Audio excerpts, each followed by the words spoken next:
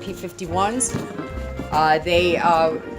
They flew in front of your bombers to get them to their destinations on time. And they did such a good job that the military used them a lot. What was unique about the Tuskegee Airmen? They were black.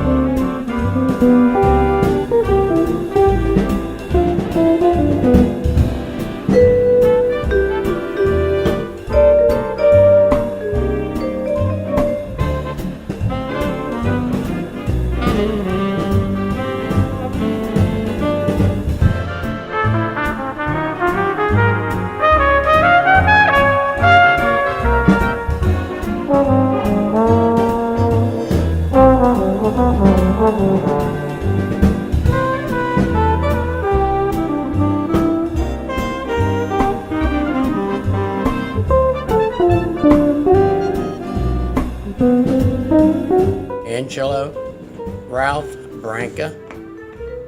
I was a World War II veteran. I was a radio operator on a B-25 to Billy Mitchell. And we were famous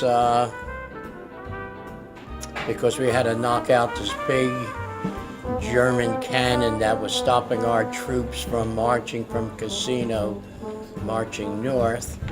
And it took us twice to knock down this big cannon.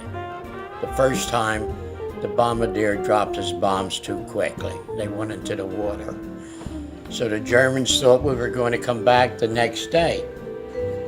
But the higher-ups fooled them. We went back, that refueled, loaded with bombs, and went back there again and knocked out this big cannon so our troops, the Allied forces, could move up north, up through Italy, and continue up. 1988. How many missions you fought? Only Were 27. standing in that mess? Only 27? You're ready Yeah, that's to it. go. And tell And some me- 2 a day. And tell these kids who was your cover, who protected you? Who Oh, covered you? the Tuskegee Air Force. You ever hear of the Tuskegee Air Force?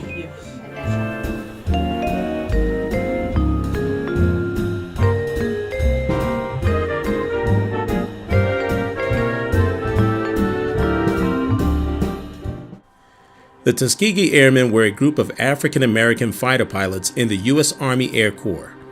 During World War II, the Air Force didn't exist as a separate entity. The Army had resisted using black men as pilots, but in response to a pending lawsuit, the Army conceded to creating a segregated unit for them. Springfield, New Jersey happens to be the home of 2 Tuskegee Airmen. Thomas Street resided on Meek Street and graduated from Jonathan Dayton High School in 1942. He was the youngest of 6 brothers, all who served during World War II. Upon joining the service, Thomas was in the Medical Corps stationed in Camp Pickett, Virginia.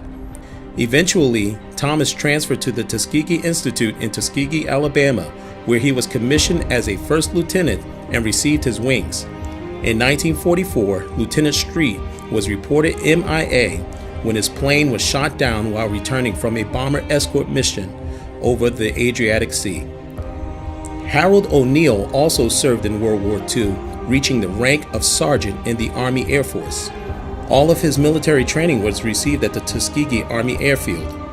Sergeant O'Neal was a member of the 336th Air Squadron. He also served overseas with the 99th Fighter Squadron in North Africa and Sicily, Italy. Harold's nephew, David Mitchell, shares some memories of him. As he said, he loved Italy. He said the people treated him very well. He did get to Germany. He said he was treated well there. He said he wasn't crazy about France. There aren't many left. I know the man in Scotch Plains. The one in Elizabeth just passed away. And from this area, that might be it. That might be it. But I still remember at my uncle's funeral when they all stood up as one. They all, a real sharp snap salute, and they all sat down. And I'll never forget that.